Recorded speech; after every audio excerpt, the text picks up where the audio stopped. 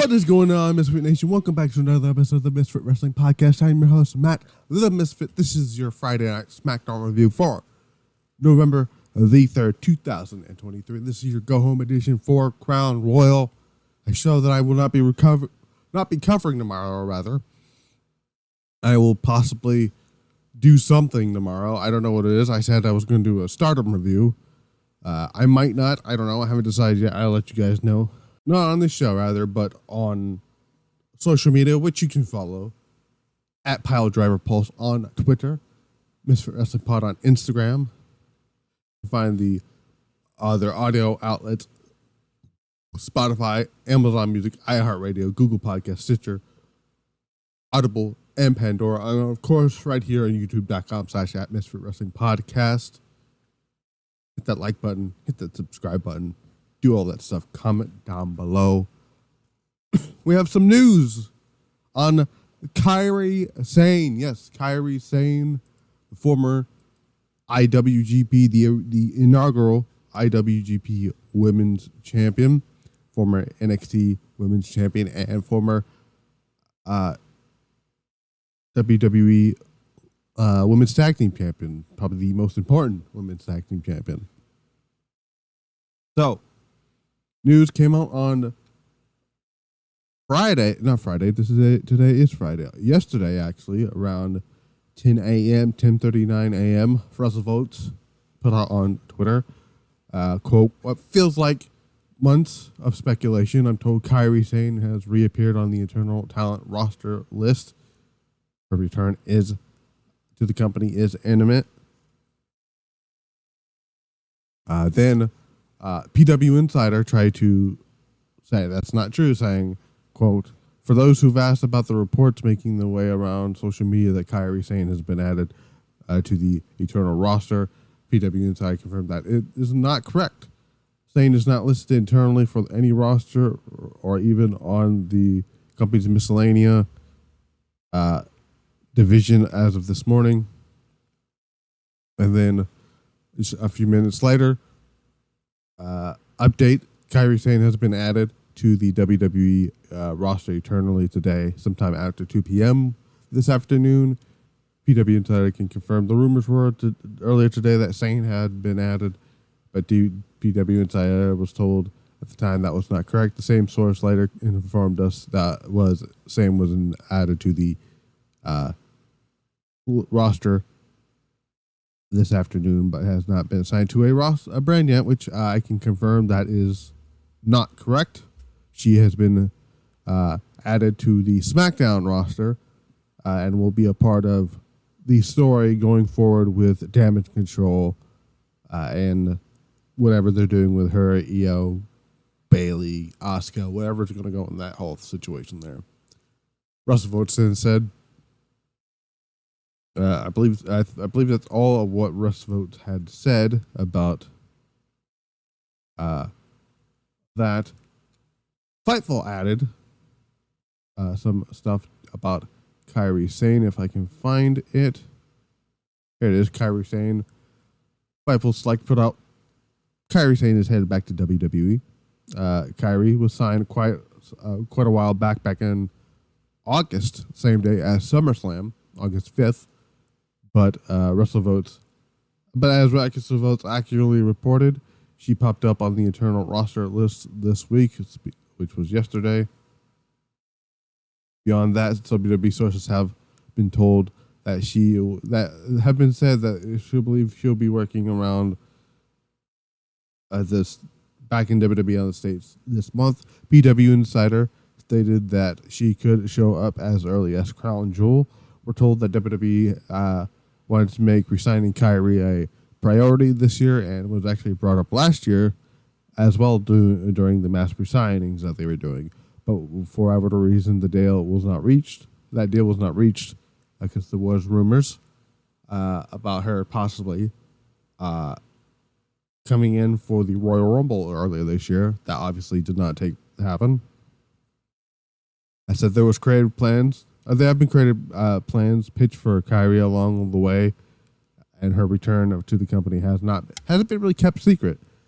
She, of course, Kairi, back in August, the day of 3 days after it was reported that she had signed with WWE, did a press release, a press conference thing, talking about her taking a quote-unquote immediate, hiatus, indefinite hiatus, which was code for going back to WWE. And she had her last match with Stardom.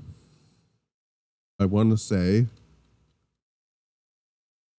I believe she had her last match with Stardom back at, not Gold Rush, it was, what show was it?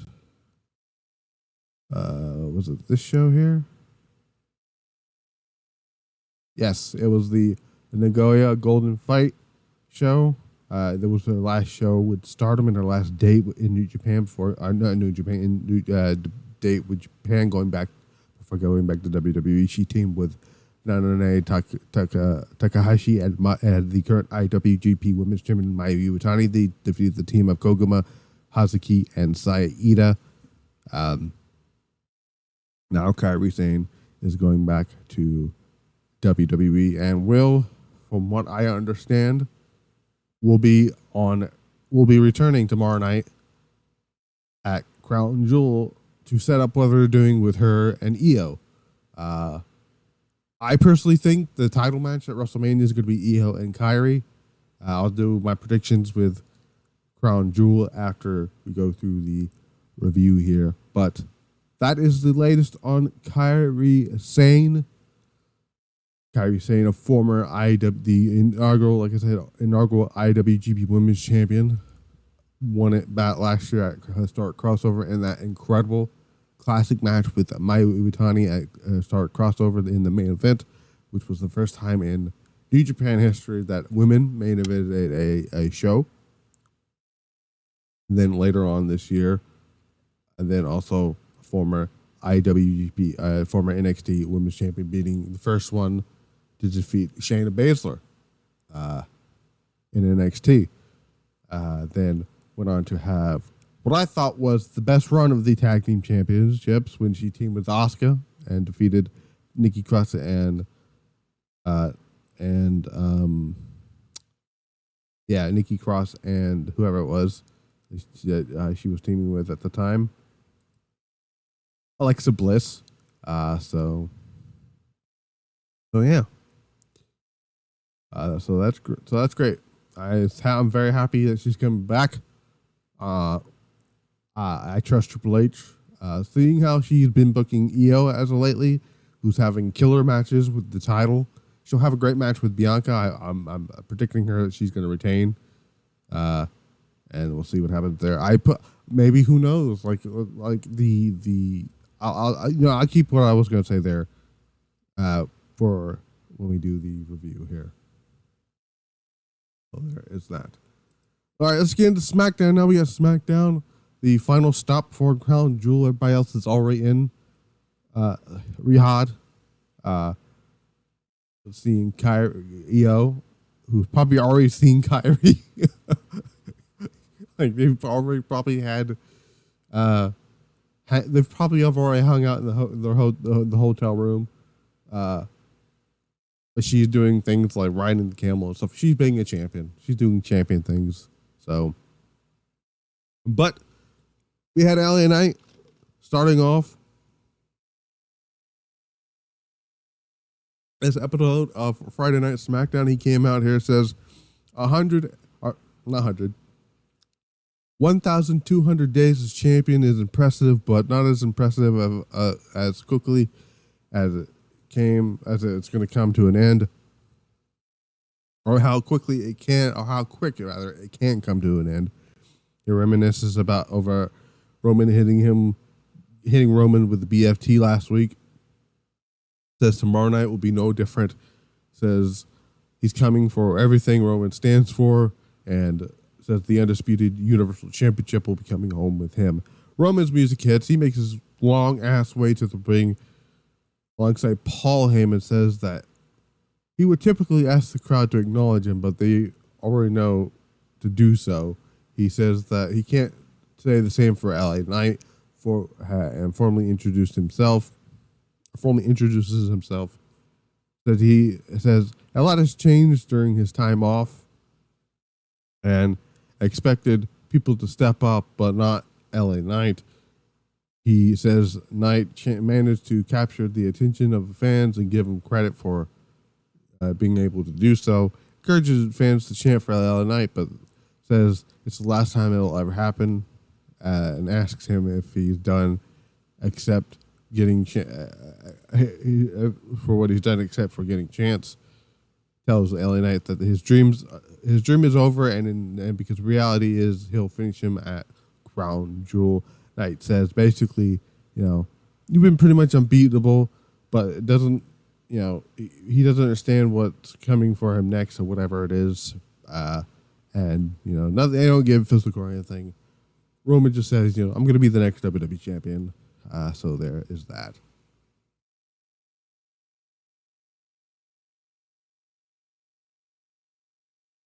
My mouth is dry, so I'm getting me some drink here. Kevin Owens gets ready for his match with Austin Theory, and Austin Theory gets his ass kicked. Powerbomb, power pop, powerbomb, stunner for the win. Kevin Owens. All you had to do there. I didn't need to spend much time on that at all. Who cares? Bianca Belair is getting ready to start talking, and Damage Control doesn't give a shit, and they start beating the shit out of Bianca Belair, and they have a backstage brawl. Nicologist gets involved, trying to break them up here, and that will bleed into a segment that we'll talk about a little bit later on. Then we see Logan Paul running into Bobby Lashley and the Street Profits. Beefhab interrupts and asks to speak with Lashley, and we don't find out what that's about here. Charlotte Flair and Shotzi just buried the women's tag team champions. There's a reason why, like I said that the Kabuki Warriors are the best women's tag team champions, because they actually at least did something with them. Big boot for the win. Nothing else to talk about there. Moving on. We were supposed to have a Shotzi Scarlett Karrion Kross segment that was cut from the show. I don't even think they ever filmed it, but it never made air. So Solo Sikoa comes to the ring here for his segment with John Cena. Heyman says that he wonders how many people realize that it's the end of days for John Cena. Says that things didn't plan out the way he wanted them to. It says Cena chose to pick a fight with the Bloodline. Says that Roman Reigns is calling the shots, and he turned to Solo.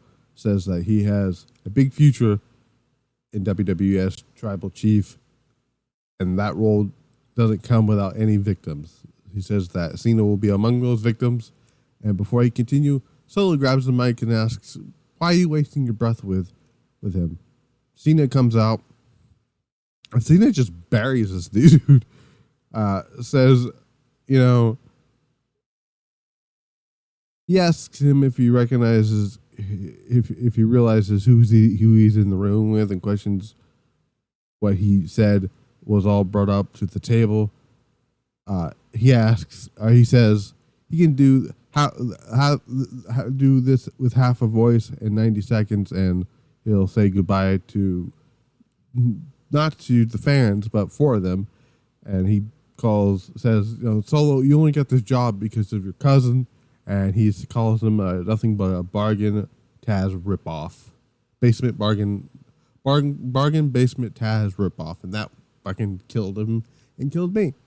So now all I'm going to think of is Taz when I see Solo Sikoa. This is one of my favorite segments of the show here. Damage Control strategize for Bayley coming up match against Bianca Belair. Bayley says, maybe tomorrow it'll be me versus you for the title. And Io's looking at her like, sorry, what? Bitch, what? And Bayley's like, I'm just kidding, guys.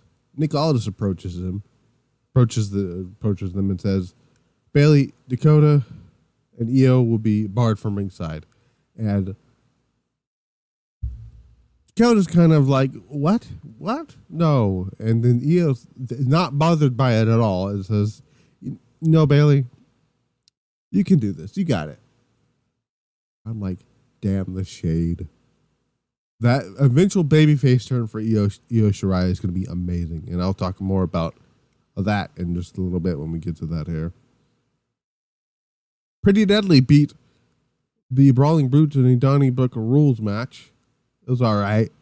I didn't find very much entertainment in this match, in my opinion here. I don't know. Maybe it's just me. I wasn't feeling this match at all. At one point, Rich Hollinson's Elton Prince crashing into the table set up between two barrels on the outside of the ring. Kit Wilson runs into a bro kick from Butch. Rich Holland grabs the table from underneath the ring and slides it inside the ring. Butch helps him set up in the corner. Oh, not Butch. Pete Dunne. I'm sorry. I've already screwed myself over here. I always said I was going to refuse to call him Butch. It's Pete Dunne. Dunne and Wilson teeter on the top rope, but Elton Prince climbs up to provide a hand to his partner, and Pretty Deadly hit the split milk through the table for the win. 1, 2, 3. Didn't really care much about it. Though I did find interesting that right after that, Pete Dunne posted a photo on Twitter of him during his time as the Bruiserweight in NXT. Hopefully, this means we're going to get Pete Dunne back as Pete Dunne. But I'm not holding out hope on that there. Rey Mysterio and Logan Paul had a Crown Jewel weigh-in. Didn't care about it. But, it's whatever here. Main event, Bianca Belair, LOL, beated Bayley. Fine, great match. Just, I've seen it so many goddamn times. Action spilled out to the ring here, or outside the ring here. Bayley, I'm just gonna skip to the ending of this match here. Bayley sends Belair colliding into the ring post. She gets her back inside the ring. At one point, Bayley tried to put Bianca through a table here, the announce table at there, because she clears the announce desk. Bayley sends her crashing into the ring post, shoulder first, then to crossbody. Belair did that to Bayley. She gets her up on her shoulders. Bayley counters into a pinfall, gets a 2 count. Belair kicks out and hits the KOD for the win. After the match, Bayley hits a KOD to Bayley through the announce table, and the show goes off the air. So SmackDown, nothing too big happened on there. But I'm excited for a few things on this show for Crown Jewel here, and we're going to talk about it. Right now, we're going to go through the predictions for Crown Jewel. We got a pre-show match, the first pre-show match in God knows how long. I want to say, did Clash at the Castle have a I think it did. I think it had a pre-show match. Did it not? It did have a pre-show match. Is the Extreme Rules, did that have a pre-show match? I'm trying to think here. I think that may have been the last pre-show match. Yeah. Yeah, the last pre-show match was Clash at the Castle. It was Madcap Moss and the Street Profits. They defeated Alpha Academy and Austin Theory. But on this show, we have Sami Zayn versus JD McDonough. Sami Zayn's going to get the win here. The match should be good. JD McDonough, even though he's kind of a weirdo, he's a good wrestler. Sami Zayn is amazing. They'll have a good match, but Sami Zayn's going to get the win here. Cody Rhodes, Damian Priest. Cody Rhodes has to get the win here in order for him to move on to Roman Reigns, hopefully for WrestleMania. Damian Priest is going to be unsuccessful in trying. I think he's going to try to attempt to cash in later on that night. and be unsuccessful because I think they may have Priest they might have Balor cost Priest, but I don't know how unlikely that is right now. Part of me kind of thinks they're going to do Priest and Balor for the title at WrestleMania. Who knows? But I'm going to go with Cody Rhodes there. John Cena, Solo Sikoa. Solo Sikoa should win this, but he's not going to. John Cena John Cena getting the win here probably is going to happen. Is what's going to happen here. But it's not that it matters. But I'm going to go with John Cena here. Logan Paul will win the United States Championship from Rey Mysterio and go into WrestleMania as the United States Champion because I'm going to go straight to. Actually, I'll save that for a second here, but I'm saying Logan Paul goes into WrestleMania as the United States Champion.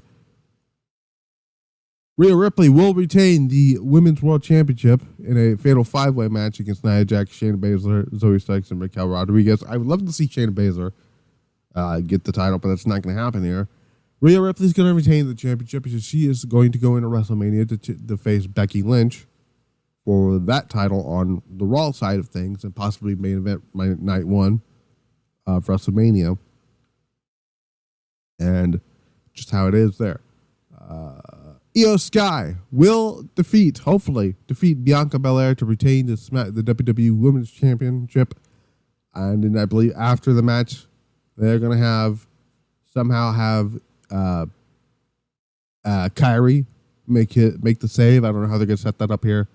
And the story will be IYO. The story will finally be focused on IYO Shirai, which they should have been because she's the women's champion. Even though she's had banger matches with the likes of Asuka and Charlotte, and probably have a banger match with Bianca. The story being IYO being torn between her best friend Kairi Sane and Damage Control is a story that I'm waiting to be told, and it's gonna be great. Another match I'm looking forward to: Seth Rollins, Drew McIntyre. I would like to see Drew McIntyre win it, but he's not going to win the championship, unfortunately. And Seth Rollins is going to retain here, and I think they're going to try to do a cash in here with Damian Priest. Main event, which is probably going to be the main event. Roman Reigns will soundly defeat LA Knight to retain the championship. LA Knight, I mentioned, is going to go into WrestleMania to challenge. In my opinion, is going to challenge Logan Paul for the United States Championship. It just makes sense for it to be LA Knight versus Logan Paul, Cody Rhodes versus Roman Reigns. So the way I look at that for WrestleMania so far, Seth Rollins is going to be defending either against Gunther or CM Punk. That's it. That's the only two options I see for Gunther. Unless Priest wins the title by cashing again, and it's going to be Priest and Balor. Priest and Balor are going to have a match at WrestleMania regardless if it's for the title. So there's that. Rhea, Becky for the women's world title for Raw. My opinion, it should be IYO and Kairi for the SmackDown side of things, and you can do Charlotte and Bianca without the title involved. Rey Mysterio versus probably Santos Escobar. Career versus hair or something, or mask hair, whatever you want to do it there. So that's things I have seen there. Other than that, that's what I gotta say about Crown Jewel. Possibly anything else there. But yeah. I've been Matt the Misfit. This has been the Misfit Wrestling Podcast. I will see you guys back here. Maybe for a review of a different show tomorrow. Who knows? Or I'll just talk about it on the Pile Driver Pulse for Sunday. Oh boy, I have things to say about the Ric Flair shit, and I'm Oh boy. Oh boy, I cannot wait to rip into that one here. But I might just save all that stuff for the pile driver polls because I didn't talk about Dynamite this week because I thought Dynamite fucking sucked. So that's why I didn't review the show because I didn't think it deserved it. I mean, really, the show didn't really deserve it either. But it's the final show before pay-per-view. But yeah, again, I didn't give much insight of tonight's SmackDown. It was taped last week, so, who knows. But I wanted to come on here and talk about SmackDown and talk about the Kairi Sane update because that was a big deal there. But yeah, I've been Matt the Misfit. This has been the Misfit Wrestling Podcast. Until then, I will see you guys back here Sunday for the Pile Driver Pulse. And then hopefully we'll get back to doing weekly reviews for Dynamite on Wednesday. We got Monday. And the build to Survivor Series and the potential returns of Randy Orton and possibly CM Punk to WWE. Until then, we're out.